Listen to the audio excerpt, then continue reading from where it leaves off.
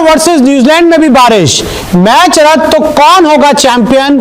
ये है champions trophy 2025 के फाइनल के 4 नए नियम।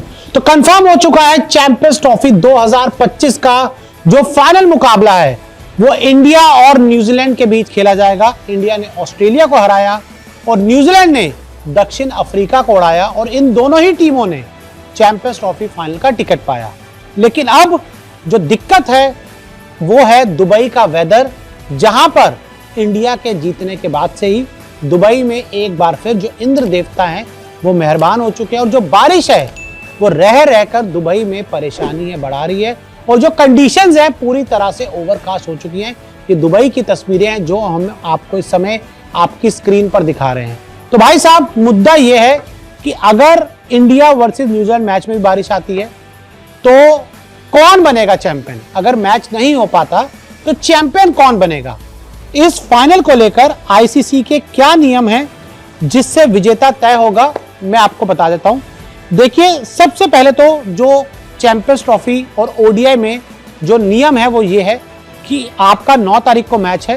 पहले तो कोशिश ये की जाएगी कि अगर मान लीजिए ओवर्स कम होते हैं, वैसे तो 50-50 ओवर का ओडीआई मैच होता है, लेकिन अगर बारिश की वजह से ओवर कम होते हैं तो कोशिश ये की जाएगी कि कम से कम 20-20 ओवर का मैच हो पाए, यानी कि ओडीआई को T20 में कन्वर्ट कर दिया जाएगा और कोशिश की जाएगी कि 9 मार्च को ही चैंपियंस ट्रॉफी का जो विनर है आपको मिल जाए, अगर 20-20 ओवर का मैच हो पाता है तो। अगर मान लीजिए 20-20 ओवर का मैच 9 मार्च को नहीं हो पाता, क्या चैंपियंस ट्रॉफी 2025 के फाइनल के लिए आईसीसी ने रिजर्व डे रखा है? ये आप सभी का सवाल होगा। तो मैं आपकी चेहरे पर एक स्माइल ले आऊं कि बारिश तो परेशानी बढ़ाएगी, लेकिन आईसीसी ने इंतजाम किया हुआ है चैंपियंस ट्रॉफी 2025 के लिए फाइनल के लिए रिजर्व डे रखा गया है और ये रिजर्व डे है 10 मार्च को, यानी कि 9 मार्च को अगर 20-20 ओवर का भी मैच नहीं हो पाता तो फिर इस मुकाबले को 10 मार्च को शिफ्ट कर दिया जाएगा और पूरा मुकाबला 10 मार्च को करवाया जाएगा।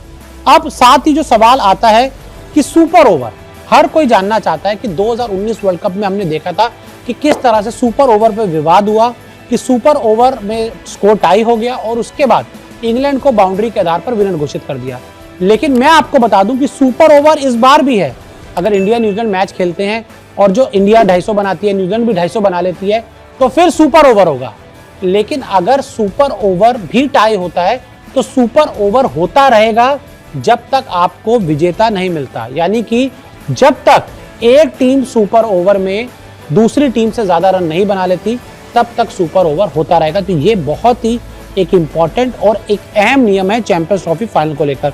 और साथ ही मैच रद्द, अब जो आप सब जानना चाहते हैं कि अगर मान लीजिए 9 तारीख को बारिश आती है, खेल नहीं हो पाता, 10 तारीख को भी बारिश आती है, खेल नहीं हो पाता, ना 20 ओवर का खेल हो पाता है, कुछ भी नहीं हो पाता, तो फिर चैंपियन कौन बनेगा? तो इस सवाल का जवाब मैं आपको दे दूं।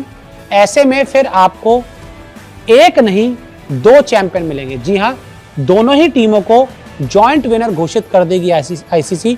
दोनों ही टीमों को ट्रॉफी दे दी जाएगी। एक तरफ से आपके रोहित शर्मा आएंगे, दूसरी तरफ से मिचेल सेंटनर आएंगे और दोनों आईसीसी चेयरमैन के हाथों से ट्रॉफी लेते हुए फोटो खिंचवाएंगे। यानी कि सबसे पहले प्रार्थना यही करो कि बारिश ना हो। अगर बारिश हो तो कम से कम 20-20 ओवर का मैच हो जाए। अगर 9 तारीख को मैच नहीं हो पाता तो फिर प्रार्थना करो कि भाई 10 तारीख को मैच हो जाए, उस दिन भी 20-20 ओवर का मैच हो जाए। वरना अगर ये मुकाबला 20-20 ओवर का 9 या 10 को भी नहीं हो पाता है तो फिर जॉइंट विनर्स होगा। और इतनी मेहनत के बाद, इतना दम लगाने के बाद कोई भी जॉइंट विनर नहीं बनना चाहेगा। सब यही चाहेंगे कि भाई या तो जीते या हारे, मैच जरूर हो। तो ऐसे में बारिश आ सकती है, परेशानी बढ़ा सकती है, लेकिन मुझे पूरा भरोसा है कि इंडियन क्रिकेट टीम न्यूजीलैंड को हराएगी नहीं, बुरी तरह से उड़ाएगी।